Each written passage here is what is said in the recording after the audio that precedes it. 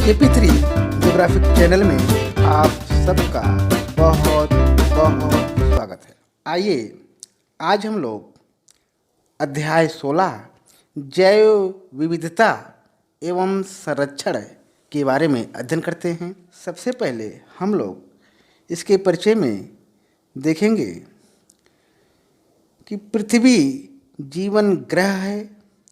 इसमें स्थलमंडल, वायुमंडल और जलमंडल के साथ ही जैव मंडल भी है।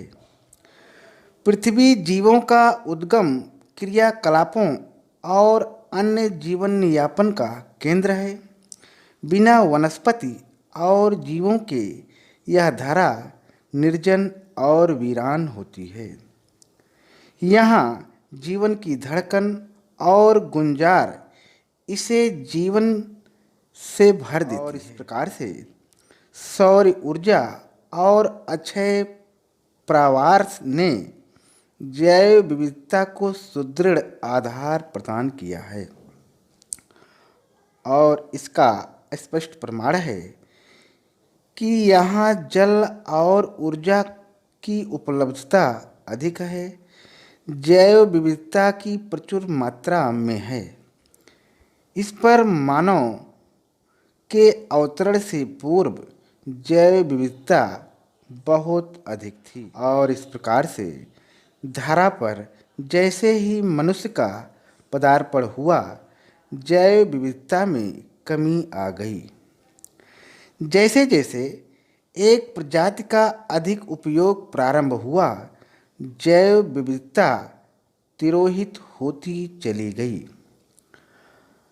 इस प्रकार से भूगोलविदों के पर्यवेक्षण के अनुसार इस धारा पर प्रजातियों की संख्या 10 लाख से 10 करोड़ तक होने का अनुमान है। दक्षिणी अमेरिका के ताजे जल में जलीय जीवों तथा उष्णकटिबंध में स्थलीय जीवों की बहुलता है। जैव विविधता की विशेषता सतत विकास है। प्रजाति की औसत आयु 10 से 40 लाख तक आकी गई है। यही कारण है कि 99% प्रजातियां इस धारा से प्रलुप्त हो चुकी हैं। जैव विविधता उष्णकटिबंध से ध्रुवों की ओर घटती है, जबकि जीवधारियों की संख्या बढ़ती है। आगे हम लोग देखेंगे जैव विविधता का अर्थ, मीनिंग ऑफ बायोडाइवर्सिटी। आइए देखते हैं। जैव विविधता का अंग्रेजी रूपांतरण बायोडाइवर्सिटी है। बायो शब्द का अर्थ है जीव तथा डाइवर्सिटी का अर्थ है विविधता, और इस प्रकार से जैव विविधता का शाब्दिक अर्थ हुआ जैविक स्तर पर विविधता। जैव विविधता को एक विशेष क्षेत्र में पाई जाने वाली पादप प्रजातियों तथा जीवों के समुदायों के रूप में समझा जा सकता है। और इस प्रकार से जैव विविधता वह अवधारणा है जो एक निश्चित भौगोलिक क्षेत्र में पाए जाने वाले जीवों की संख्या और उनकी विविधता की व्याख्या करती है।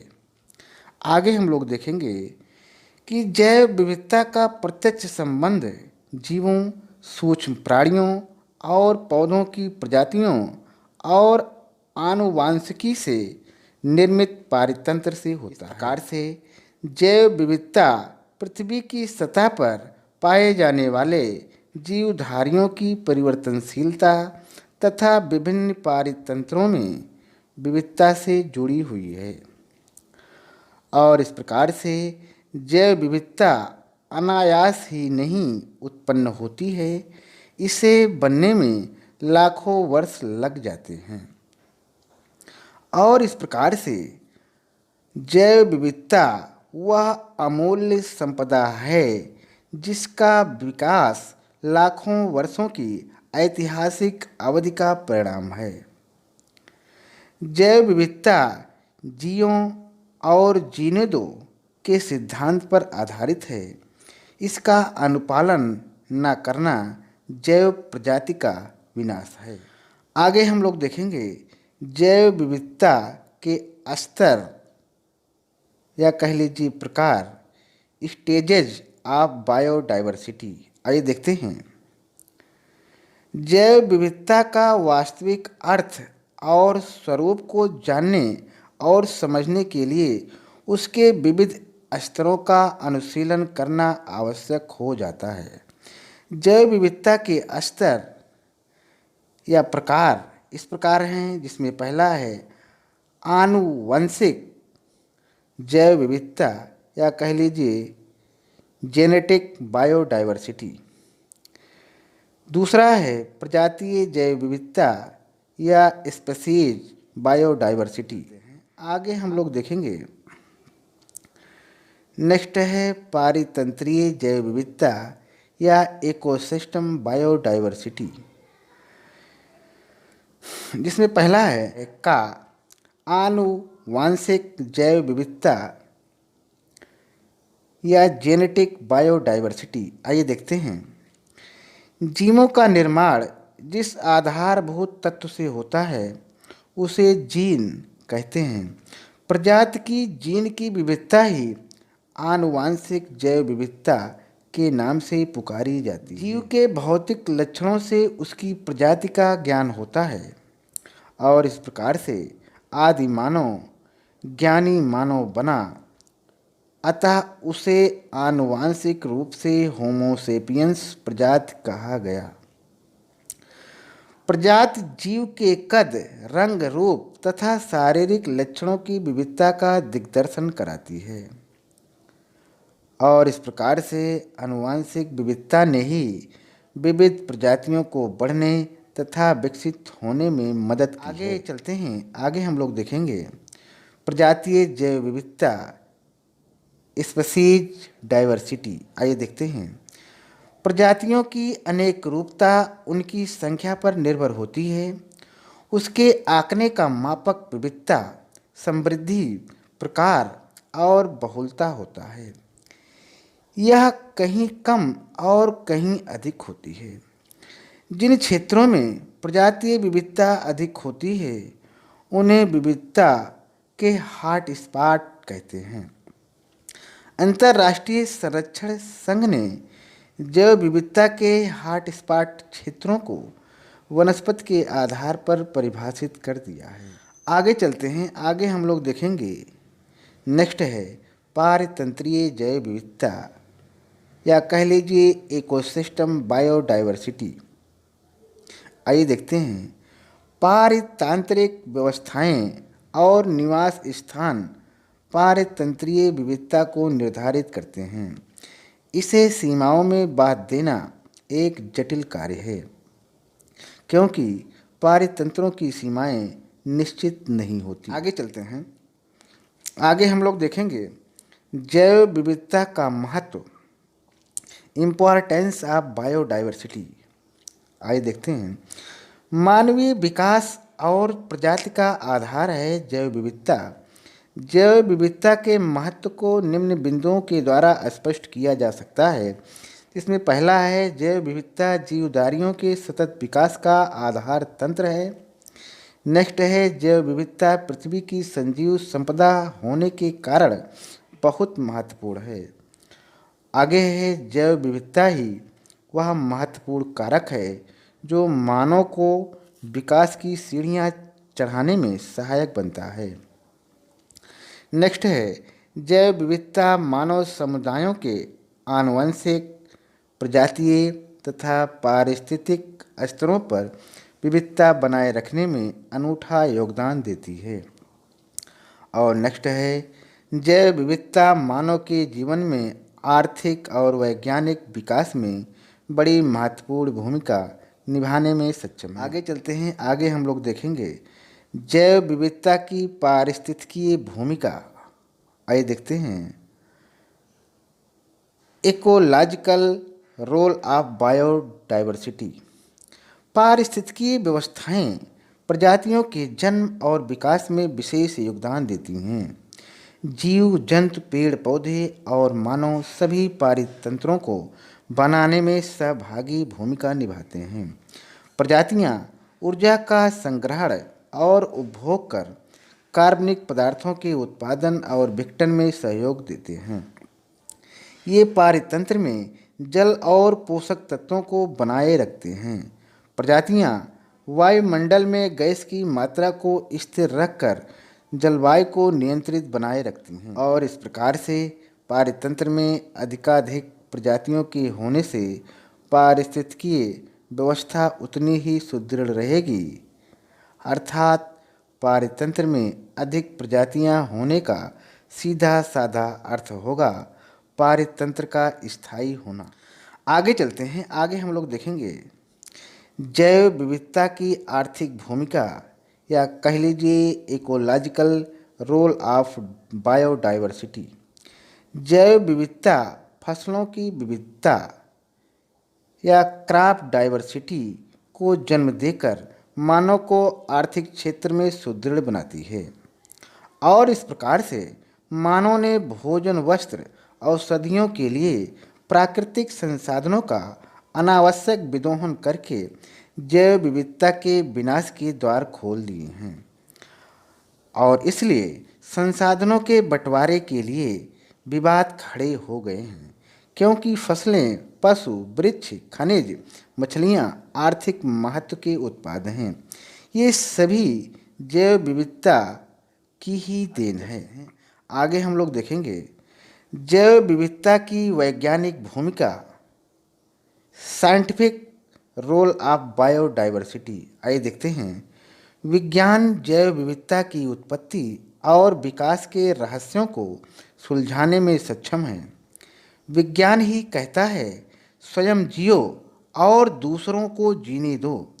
हमारे साथ साथ सभी प्रजातियां जीवित रहें, यह हमारा नैतिक उत्तरदायित्व है और इस प्रकार से विज्ञान और तकनीकी से जैव विविधता के क्रम को बनाए रखा जा सकता है। आगे चलते हैं, आगे हम लोग देखेंगे जैव विविधता का ह्रास, लॉस ऑफ बायोडाइवर्सिटी। आइए देखते हैं। मानव के आर्थिक विकास का इतिहास प्रकृति के साथ संघर्षों की गाथा है। इससे जैव विविधता का निरंतर ह्रास होता है।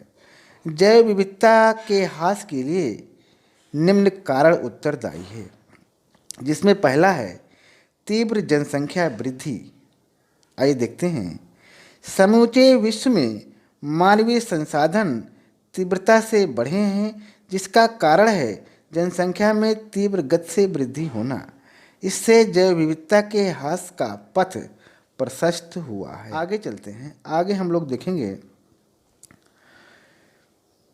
नेक्स्ट है प्राकृतिक संसाधनों का विदोहन। तीव्र गति से बढ़ रही जनसंख्या के पोषण के लिए संसाधनों का तीव्र विदोहन होने से जैव विविधता का भारी ह्रास हुआ है। नेक्स्ट है वनों का विनाश। बढ़ती जनसंख्या भोजन, वस्त्र, आवास तथा आजीविका के साधन उपलब्ध कराने के लिए मानव ने हरे सोने पर कुल्हाड़ा चलाकर जैव विविधता के ह्रास में महत्वपूर्ण भूमिका निभाई है। प्राकृतिक आवासों का विनाश। आइए देखते हैं। वन्य जीवों के शरण स्थल और प्राकृतिक आवास थे। गत दशकों में वनों का विनाश करके वन्य जीवों से उनके आवास छीनकर उनकी प्रजातियों को विनष्ट कर दिया है। आगे है प्राकृतिक आपदाएं। आइए देखते हैं। पारिस्थितिक असंतुलन के कारण बाढ़, सूखा, भूस्खलन, भूकंप, ज्वालामुखी, उद्गार तथा वनों की आग ने जैव विविधता को तहस नहस कर डाला है। आगे चलते हैं, आगे हम लोग देखेंगे कीटनाशक और प्रदूषक। आइए देखते हैं।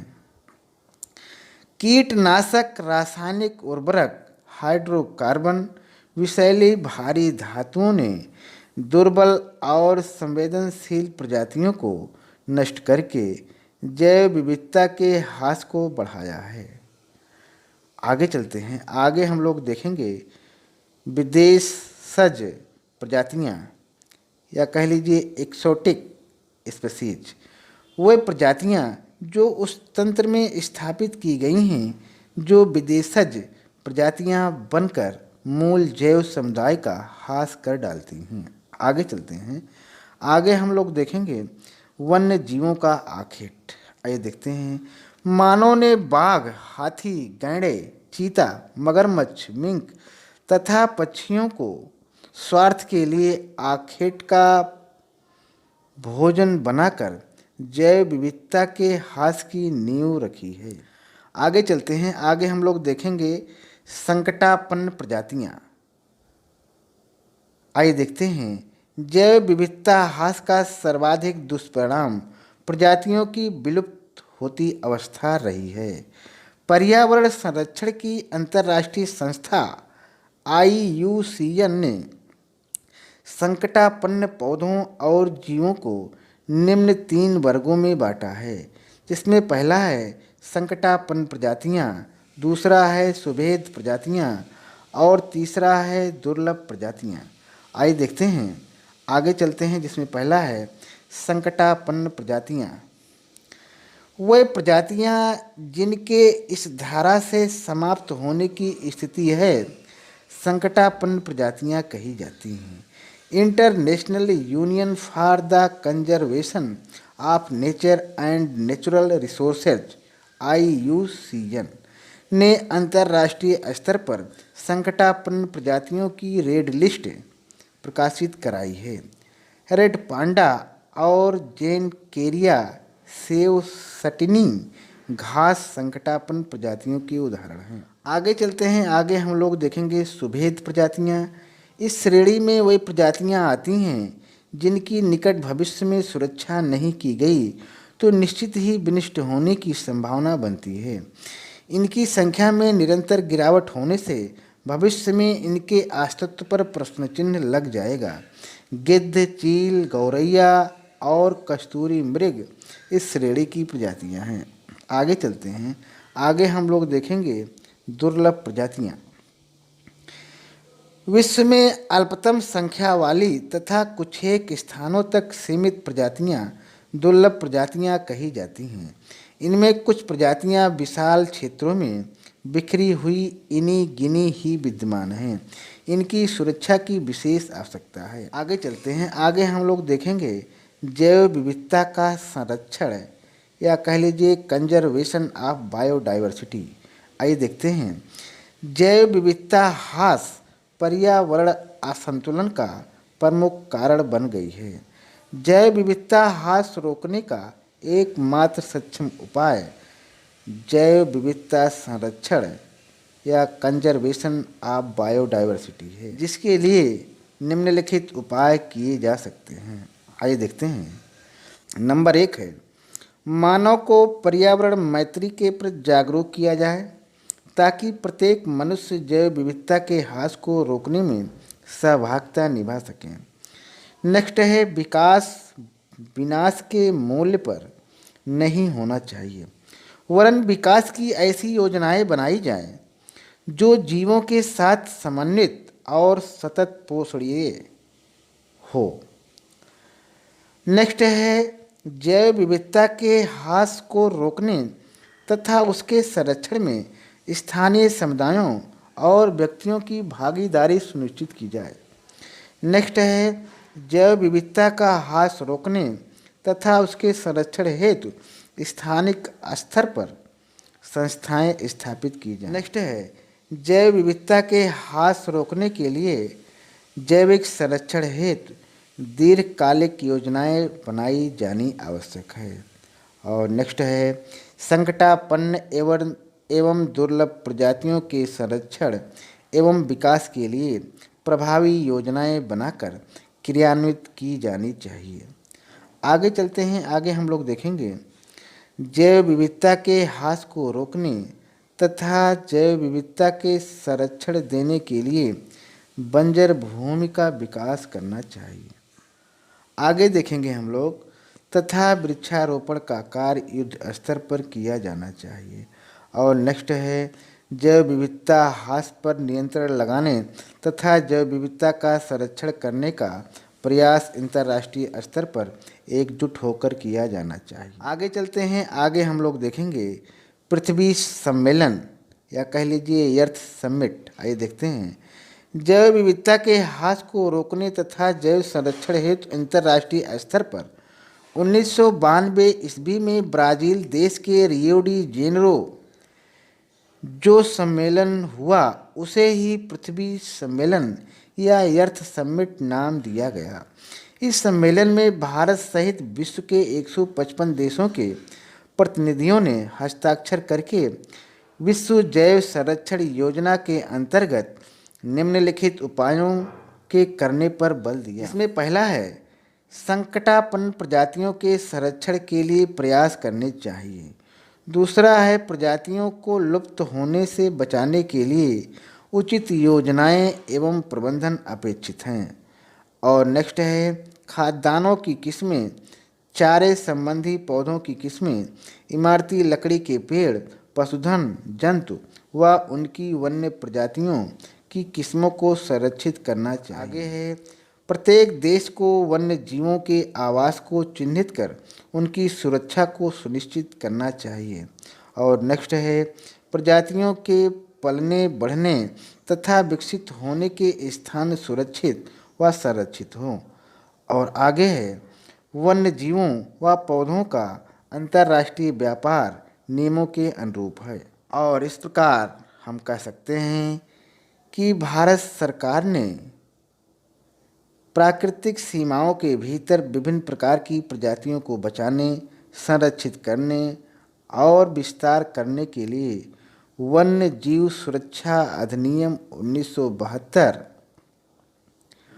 पारित किया है, जिसके अंतर्गत नेशनल पार्क, पशु विहार स्थापित किए गए तथा जीवमंडल आरक्षित क्षेत्र घोषित किए गए। ठीक, ये है कुछ पारिस्थितिक हॉटस्पॉट का इलाका है वर्ल्ड का। आगे चलते हैं, आगे हम लोग देखेंगे वह देश जो उष्णकटिबंधीय क्षेत्र में सीमित हैं उनमें संसार की सर्वाधिक प्रजातियां या कह लीजिए सर्वाधिक प्रजातीय विविधता पाई जाती है। उन्हें महाविविधता केंद्र या मेगा डाइवर्सिटी सेंटर्स कहा जाता है। इनकी संख्या 12 है और उनके नाम है Mexico, Colombia, Ecuador, Peru, Brazil, Democratic Republic of Congo, Madagascar, चीन, भारत, मलेशिया, इंडोनेशिया और ऑस्ट्रेलिया।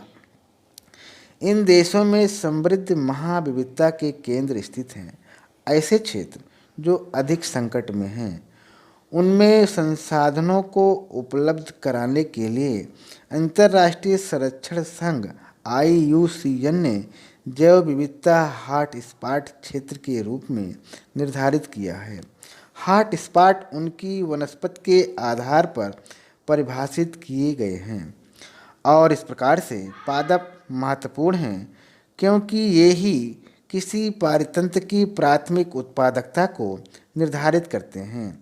और इस प्रकार से यह भी देखा गया है कि ज़्यादातर हॉटस्पॉट में रहने वाली प्रजाति भोजन जलाने, लकड़ी, कृषि भूमि और इमारती लकड़ी आदि के लिए वहाँ पाई जाने वाली समृद्ध पारितंत्रों पर ही निर्भर है। और इस प्रकार से उदाहरण के लिए मेडागास्कर में पाए जाने वाले कुल पौधे एवं जीवों में से 85% पौधे एवं जीव संसार में अन्यत्र नहीं पाए जाते हैं।